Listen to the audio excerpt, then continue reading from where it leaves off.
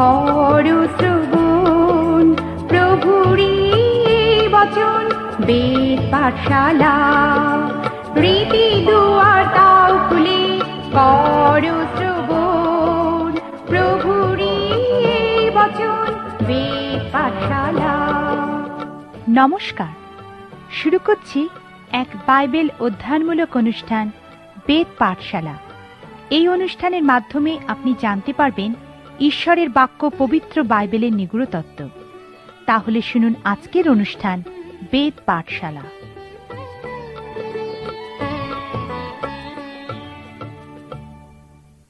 প্রিয় শ্রোতা বন্ধু, বেদ পাঠশালা অনুষ্ঠানে আপনাকে স্বাগত জানাই।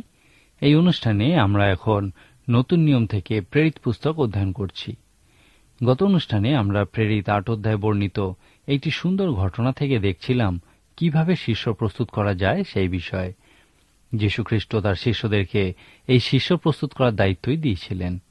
প্রেরিত 8 অধ্যায়ে আমরা দেখি যে পবিত্র আত্মা সাধু ফিলিপকে ঘষা প্রদেশের প্রান্তরে যেতে বলেছিলেন এবং সাধু ফিলিপ পবিত্র আত্মার বাধ্য হয়েছিলেন। তিনি সেই প্রান্তরে ইথিওপিয়া দেশের কোষাধ্যক্ষকে একটি রথে চড়ে যেতে যেতে যিশাইয়া পুস্তকের 53 অধ্যায়টি পড়তে দেখেছিলেন। যখন সাধু ফিলিপ সেই ব্যক্তিকে জিজ্ঞাসা করেছিলেন, আপনি যা পড়ছেন তা কি বুঝতে পারছেন? সেই ব্যক্তি বলেছিল, কেউ আমাকে বুঝিয়ে না দিলে কি করে বুঝব? তারপর তিনি সেই ব্যক্তির সঙ্গে একসাথে গেছিলেন। সেই ব্যক্তি সাধু ফিলিপকে জিজ্ঞাসা করেছিল, ভাওবাদী কাহার বিষয়ে কথা কহেন, নিজের বিষয়ে না অন্য কাহারও বিষয়? এরপর আমরা দেখি সাধু ফিলিপ তাকে যীশুখ্রিস্ট এবং খ্রিস্টের সুসমাচারের বিষয়ে ব্যাখ্যা করেছিলেন। তারা কতক্ষণ কথা বলেছিলেন আমরা তা জানি না, কিন্তু আমরা একথা নিশ্চিতভাবে দেখি যে সাধু ফিলিপ জানতেন কিভাবে সুসমাচার প্রচারের শেষে সিদ্ধান্ত নেওয়ার জন্য আহ্বান করতে হয়। মানুষকে কোনো সিদ্ধান্ত নিতে সাহায্য করা শিষ্য প্রস্তুত করার সঙ্গে বিশেষভাবে সম্পর্কিত। একবার সুসমাচার শোনার পর সবথেকে কঠিন যে প্রশ্নটা আপনার সামনে আসে তা হল, আপনি কি এই সুসমাচারে বিশ্বাস করেন অথবা করেন না? আপনি কি এই সুসমাচারের প্রতি নিজেকে সমর্পণ করবেন অথবা করবেন না? সাধু ফিলিপ সিদ্ধান্ত রূপে সেই ব্যক্তির সামনে জলবাপ্তিস্মের বিষয়টি রেখেছিলেন। এই অধ্যায়টি কিভাবে শিষ্য প্রস্তুত করতে হয় সেই বিষয়টি ছাড়াও আমাদেরকে বাপ্তিস্মের উদ্দেশ্য এবং প্রকৃত অর্থের বিষয়টি দেখায়। এখন আমরা বাপ্তিস্ম দেওয়ার ক্ষেত্রে বিভিন্ন রকম মতবাদ দেখতে পাই। বিভিন্ন মণ্ডলী বিভিন্নভাবে বাপ্তিস্ম দেয়, কিন্তু আমি বিশ্বাস করি বাপ্তিস্মের ক্ষেত্রে কিভাবে তা দেওয়া হচ্ছে তা বিশেষ গুরুত্বপূর্ণ নয়। এক্ষেত্রে গুরুত্বপূর্ণ বিষয়টি হল ইহার অর্থ। আমার মনে হয় সাধু ফিলিপ সেই ইথিওপীয় ব্যক্তিকে শিষ্য করার মধ্যে দিয়ে আমাদেরকে দেখিয়েছেন যে বাপ্তিস্মের প্রধান উদ্দেশ্য হল সুসমাচার স্বীকার করার সিদ্ধান্ত নেওয়া। এখন আপনি কিভাবে খ্রিস্টের সুসমাচারের বিষয়ে সিদ্ধান্তে উপনীত হতে পারেন? অনেকে বিভিন্নভাবে এই সিদ্ধান্ত প্রকাশ করার বিষয়ে বলে থাকেন। কেউ কেউ বলেন, যদি আপনি খ্রিস্টে বিশ্বাস করে থাকেন তাহলে হাত তুলুন। আবার কেউ কেউ বলেন, আপনার সামনে এগিয়ে আসুন। কিন্তু বাইবেল একথা বলে না। তাহলে বাইবেল অনুযায়ী কিভাবে আপনি কাউকে সুসমাচার বিশ্বাসের বিষয়ে সিদ্ধান্ত নেওয়ার আহ্বান জানাতে পারেন? আমি বিশ্বাস করি নতুন নিয়মের মণ্ডলী এবং সেই শেষ মহান আজ্ঞা এই প্রশ্নের উত্তর দেয়। সেই উত্তর হল বাপ্তিস্ম। সে মহান আজ্ঞা বলে, শিষ্য প্রস্তুত করো, তারপর শিষ্যদেরকে বাপ্তাইজিত করো। আমার মনে হয় এই শত্রু মনোভাব পোষণকারী পৃথিবী বাপ্তিস্মের অর্থ আমাদের থেকে অনেক ভালো বোঝে। আপনি যদি খ্রিস্টের সুসমাচারের প্রতি শত্রু মনোভাবাপন্ন কোনো সংস্কৃতির অংশ হয়ে থাকেন এবং যদি আপনি নিয়মিত কোনো বাইবেল অধ্যয়ন সভায় যোগ দেন এবং একদিন প্রকৃতই খ্রিস্টের সুসমাচারে বিশ্বাস করেন ও বলেন যে আমি প্রকৃতই খ্রিস্টে বিশ্বাস করি এবং এই সিদ্ধান্ত আমি কিভাবে প্রকাশ করতে পারি, তাহলে এই সবার পরিচালক আপনাকে বাপ্তিস্ম নেওয়ার বিষয়েই বলবেন। আর তারপরই সেই শত্রুভাবাপন্ন সংস্কৃতি আপনার জীবনের প্রতিটি ক্ষেত্রে বাধা সৃষ্টি করবে এবং হয়তো আপনার প্রাণ নাশও করবে। তাদের মতে বাপ্তিস্ম গ্রহণের মধ্যে দিয়ে আপনি বলছেন, যদি তোমরা সমস্ত বিশ্বাসীকে হত্যা করতে চাও তাহলে আমাকেও হত্যা করো। বাপ্তিস্মের উদ্দেশ্যই হল এই, অন্তরের দৃঢ় সংকল্পের বহিঃপ্রকাশ। সাধু ফিলিপ নিশ্চয়ই বাপ্তিস্মের বিষয়ে উল্লেখ করেছিলেন, কারণ সেই ব্যক্তি বলেছিল, এই দেখুন জল আছে, আমার বাপ্তাইজিত হইবার বাধা কি? সাধু ফিলিপ তাকে বলেছিলেন, যদি সমস্ত হৃদয় দিয়ে বিশ্বাস করো তাহলে হতে পারো। অনেকেই মনে করেন বাপ্তিস্ম নেওয়ার পূর্বের বিষয়টি হল কে যোগ্য, বাপ্তিস্ম নেওয়ার জন্য প্রকৃত প্রস্তুত কে। সেই ইথিওপীয় ব্যক্তি যখন বলেছিল, আমার বাপ্তাইজিত হইবার বাধা কি, সাধু ফিলিপ বলেছিলেন, যদি তুমি সর্বান্তঃকরণে বিশ্বাস করো তাহলে পারো। আমরা ইহাকে বিশ্বাসীর বাপ্তিস্ম বলে থাকি। ইহা কিছুটা বাগদান ও বিবাহের মধ্যবর্তী পার্থক্যের মতো। যখন কোনো পুরুষ বা স্ত্রী পরস্পরকে বিবাহের সিদ্ধান্ত নেয়, তখন সেটাই হল তাদের মধ্যে সবথেকে পবিত্র মুহূর্ত। তারপর যখন তারা মণ্ডলীতে অনেক মানুষের সামনে আনুষ্ঠানিকভাবে বিবাহ বন্ধনে আবদ্ধ হয়, তখন তারা তাদের এই সিদ্ধান্তের বিষয়টি সর্বসমক্ষে ঘোষণা করে। যে মুহূর্তে আপনি যীশুখ্রিস্টে বিশ্বাস করেন, আপনার মধ্যে পরিত্রাণ সাধিত হয়। যখন আপনি খ্রিস্টকে মুক্তিদাতা পরিত্রাতা রূপে স্বীকার করেন, তখনই আপনি ঈশ্বরের রাজ্যে প্রবেশ করেন। এই বিষয়টিই হল প্রকৃত গুরুত্বপূর্ণ। এই বিষয়টা আপনার ও ঈশ্বরের মধ্যবর্তী বিশেষ ব্যক্তিগত একটি বিষয়। আমার মনে হয় বাপ্তিস্ম হল একটি আত্মিক বিবাহ অনুষ্ঠান।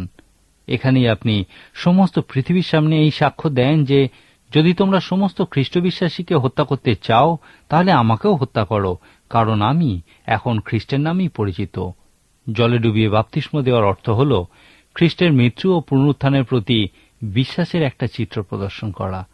যাই হোক, বাপ্তিস্মের প্রধান গুরুত্বপূর্ণ বিষয়টি হল যীশু খ্রিস্টের প্রতি বিশ্বাস সর্বসমক্ষে স্বীকার করা। অন্য কোনো মতবাদ থেকে মানুষ যখন খ্রিস্টে বিশ্বাস করে, তখন তাদের কাছে বাপ্তিস্মের অর্থ খুবই পরিষ্কার হয়। একজন ইহুদি ব্যবসায়ী একবার একজন প্রচারকের প্রচার শুনে পরিবর্তিত হয়েছিলেন এবং তিনি সেই প্রচারককে জিজ্ঞাসা করেছিলেন, আমার বিশ্বাসের স্বীকৃতির জন্য আমি কি করব? সেই প্রচারক বলেছিলেন, আপনাকে সর্বসমক্ষে বাপ্তিস্ম গ্রহণের মধ্যে দিয়ে আপনার বিশ্বাস স্বীকার করতে হবে। সেই ব্যক্তি বলেছিল, আপনি জানেন এই জন্য আমাকে কতখানি মূল্য দিতে হবে? সেই প্রচারক বলেছিলেন, আপনার বিশ্বাসের স্বীকারোক্তির মূল্য হল এই বাপ্তিস্ম। আপনাকে এই সিদ্ধান্তই নিতে হবে যে আপনি এই মূল্য দিতে প্রস্তুত কিনা। অনেক প্রার্থনা পরে সেই ব্যক্তি বাপ্তিস্ম গ্রহণ করতে সম্মত হয়েছিল এবং সেই জন্য তাকে প্রচুর মূল্য দিতে হয়েছিল। তার আত্মীয় পরিজন, বন্ধু-বান্ধব প্রত্যেকে তাকে ত্যাগ করেছিল। এই মতো মানুষেরাই বাপ্তিস্মের অর্থ খুব পরিষ্কারভাবে দেখতে পায়, যারা অন্য মতবাদ থেকে খ্রিস্টে বিশ্বাস করে। আমরা জানি না সাধু ফিলিপ কিভাবে সেই ইথিওপীয় ব্যক্তিকে বাপ্তাইজিত করেছিলেন। অনেকে মনে করেন তিনি তাকে জলে সম্পূর্ণ ডুবিয়ে বাপ্তাইজিত করেছিলেন। পবিত্র শাস্ত্র এই বিষয়ে আমাদেরকে পরিষ্কার করে কিছু বলে না। শুধু আমরা দেখি যে সাধু ফিলিপ সেই ব্যক্তিকে জলে বাপ্তাইজিত করেছিলেন। প্রেরিত 8 অধ্যায়ে এই ঘটনাটিতে আমরা পঞ্চসপ্তমীর আদর্শ রূপে শিষ্য প্রস্তুত করার সঙ্গে সম্পর্কিত একটি আদর্শ দেখতে পাই। শিষ্য প্রস্তুত করার ক্ষেত্রে 3টি বিষয় জড়িত। ঈশ্বর হারিয়ে যাওয়া মানুষদের মধ্যে শিষ্য প্রস্তুত করতে চান। ঈশ্বর এবং সে হারিয়ে যাওয়া মানুষদের মধ্যে আমরা 3টি সম্পর্ক সূত্র দেখতে পাই। সেই 3টি সূত্রের প্রথমটি হল পবিত্র আত্মা, দ্বিতীয়টি হল ঈশ্বরের বাক্য এবং তৃতীয়টি হল ঈশ্বরের দাস যে শিষ্য প্রস্তুত করবে। ইহার অর্থ হল ঈশ্বর আজকের দিনের পৃথিবীতে যার মধ্যে দিয়ে কাজ করেন তিনি হলেন পবিত্র আত্মা। পবিত্র আত্মা যে বিষয়টি ব্যবহার করেন তা হল ঈশ্বরের বাক্য। শিষ্য প্রস্তুত করার ক্ষেত্রে কোনো একজন বলেছেন, ঈশ্বরের আত্মা ঈশ্বরের দাসের মধ্যে দিয়ে ঈশ্বরের বাক্য ব্যবহার করে ঈশ্বরের সন্তান প্রস্তুত করে। যদি ইহা সত্য হয়, যদি পবিত্র আত্মা ঈশ্বরের প্রতিনিধি হন, যদি পবিত্র আত্মা পবিত্র শাস্ত্র ও শিষ্য প্রস্তুতকারকদের ব্যবহার করেন, তাহলে ইহার অর্থ হল যে সমস্ত মানুষের শিষ্য হওয়ার প্রয়োজন আছে তাদেরও ঈশ্বরের মধ্যে 3টি সূত্র শৃঙ্খল আছে। প্রথম সূত্রটি হল পবিত্র আত্মা যিনি আপনার মধ্যে দিয়ে কাজ করেন, অন্যের কাছে সুসমাচার প্রচারের জন্য আপনাকে নির্দেশ দেন। পবিত্র আত্মা সেই অন্য ব্যক্তির হৃদয়েও কাজ করেন। আপনি যখন নিশ্চিত হবেন যে পবিত্র আত্মা আপনার মধ্যে দিয়ে কাজ করছেন এবং সেই ব্যক্তির মধ্যে যখন আত্মিক ক্ষুধা দেখতে পাবেন, তখন সেই দ্বিতীয় সূত্র ঈশ্বরের বাক্য প্রয়োজন। ঈশ্বর শিষ্য প্রস্তুত করার কাজে তাঁর বাক্যকে ব্যবহার করার প্রতিজ্ঞা করেছেন। সাধু পিতর বলেছেন যে এই ঈশ্বরের বাক্য হল সেই অক্ষয় বীর্য যা নতুন জন্ম দান করে। যীশু খ্রিস্ট বলেছিলেন, শিষ্যে পরিণত হওয়ার অর্থ হল নতুন জন্ম লাভ করা। কোন ব্যক্তি যখন সম্পূর্ণ বিশ্বাসে ঈশ্বরের বাক্য তার হৃদয়ে গ্রহণ করে, তার মধ্যে আত্মিকতা জন্ম নেয়। এই সমস্ত প্রক্রিয়া ঈশ্বরের বাক্যই কেন্দ্রস্থলে থাকে। তারপর আপনাকে অবশ্যই সেখানে থাকতে হবে, কারণ শিষ্য প্রস্তুত করেন যিনি, তিনিই হলেন সেই তৃতীয় সূত্র। সাধু ফিলিপ ও সেই ইথিওপীয় ব্যক্তির ক্ষেত্রে আমরা এই তিনটি সূত্রের উপস্থিতি লক্ষ্য করি। পবিত্র আত্মা নিশ্চিতভাবেই সাধু ফিলিপকে সমরিয়া থেকে সেই প্রান্তরে নিয়ে গেছিলেন এবং সেই নির্দিষ্ট রথে সঙ্গ ধরতে নির্দেশ দিয়েছিলেন। এখন সেই ইথিওপীয় ব্যক্তির মধ্যেও যে পবিত্র আত্মা কাজ করছিলেন তার কি কোনো প্রমাণ আছে? অবশ্যই আছে। সেই ব্যক্তি ইথিওপিয়া ছেড়ে কেন জেরুজালেমে এসেছিলেন? কোন ব্যক্তির জীবনে আত্মিক আচরণ থাকার প্রমাণ কি? একটি বিষয়ের প্রতি আত্মিক আকর্ষণ। সেই জন্য এই প্রশ্ন করা হয়, আত্মিক বিষয়গুলির প্রতি আপনার কি কোনো আকর্ষণ আছে? উত্তর যাই হোক না কেন, এই প্রশ্ন করতে কখনো ভয় পাবেন না। যদি আপনার এই প্রশ্ন করার মতো বিশ্বাস ও সাহস থাকে, তাহলে আপনি আবিষ্কার করবেন যে অনেক মানুষেরই আত্মিক বিষয়গুলির প্রতি আকর্ষণ আছে। যখন সেই ইথিওপীয় ব্যক্তির মধ্যে কর্মরত আত্মা সাধু ফিলিপের মধ্যে কর্মরত আত্মার সঙ্গে সম্পর্কযুক্ত হয়েছিলেন, তখন সেই ইথিওপীয় ব্যক্তির জীবনে কিছু ঘটেছিল। সেই ব্যক্তি যিশয় ভাববাদীর পুস্তক 53 অধ্যায় পড়ছিলেন। সাধু ফিলিপ পবিত্র শাস্ত্রের ওই অংশটির উপরই জোর দিয়েছিলেন। যখন তিনি তাকে জিজ্ঞাসা করেছিলেন, তুমি যা পড়ছো তা কি তুমি বুঝতে পারছো? সেই ব্যক্তি বলেছিলেন, কেউ আমাকে বুঝিয়ে না দিলে আমি কিভাবে বুঝব? এই বিষয়টাই আমাদের সামনে একটা পরীক্ষা রাখে। এই বিষয়টা আমাদের শিক্ষা দেয় যে সে হারিয়ে যাওয়া মানুষদের মধ্যে পবিত্র আত্মা থাকা সত্ত্বেও তাদের ঈশ্বরের সেই দাসের প্রয়োজন, যিনি তাদেরকে ঈশ্বরের বাক্য যা বলতে চায় তা বুঝিয়ে দেবেন। একজন প্রচারক তার সেবা কাজের শুরুতে অন্যের কাছে আত্মিক বিষয়ে কথা বলতে প্রচণ্ড লজ্জাবোধ করতেন, আর সেই জন্য তার সম্পর্কে লোকের মনে একটা অন্যরকম ধারণা হয়েছিল। তারপর একদিন তিনি প্রেরিত 8 অধ্যায়ে বর্ণিত এই ঘটনাটা দেখে উপলব্ধি করেছিলেন যে তিনি নন, কিন্তু ঈশ্বর, এবং ঈশ্বর তার সঙ্গে আছেন। তিনি পারেন না বা চান না, কিন্তু ঈশ্বর পারেন এবং তিনি চান, আর তিনি তার সঙ্গে আছেন। তারপর যখন তিনি সফল হয়েছিলেন, তখন তিনি উপলব্ধি করেছিলেন যে তিনি করেননি, কিন্তু ঈশ্বরই করেছেন এবং তিনি তার সঙ্গে ছিলেন। তিনি বুঝেছিলেন যে এই শিষ্য প্রস্তুত করার বিষয়টা আত্মবিশ্বাসের সঙ্গে সম্পর্কিত নয়, কিন্তু বাধ্যতার সঙ্গেই অতিমাত্রায় সম্পর্কিত। এই শিষ্য প্রস্তুত করা হল পঞ্চসপ্তমীর আদর্শগুলির অন্যতম। সে মহান আজ্ঞা বলে, শিষ্য প্রস্তুত করো। প্রেরিত পুস্তক সমস্তটাই এই শিষ্য প্রস্তুত করার বিষয় সম্পর্কিত। সেই পঞ্চসপ্তমীর দিন পবিত্র আত্মা নেমে এসেছিলেন যেন সে আদ্যমণ্ডলী শিষ্য প্রস্তুত করতে পারে। এখন প্রশ্ন হল, আপনি কি একজন শিষ্য?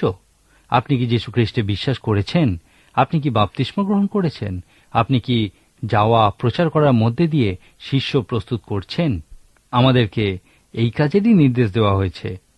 এই বিষয়ে আমরা আপনাকে সাহায্য করতে পারি। আমাদের সঙ্গে যোগাযোগ করুন। আজকের মতো তাহলে এখানেই শেষ করি। ঈশ্বর আপনার মঙ্গল করুন। প্রিয় শ্রোতা বন্ধু, প্রভু যীশু সম্পর্কে অধিক জানতে হলে আমাদের ঠিকানায় যোগাযোগ করুন। আমাদের ঠিকানা হল বেদ পাঠশালা, পোস্ট বক্স নম্বর 8956, ধর্মতলা পোস্ট অফিস, কলকাতা 700013। আবার বলছি, বেদ পাঠশালা, পোস্ট বক্স নম্বর 8956, ধর্মতলা পোস্ট অফিস, কলকাতা 700013। নমস্কার।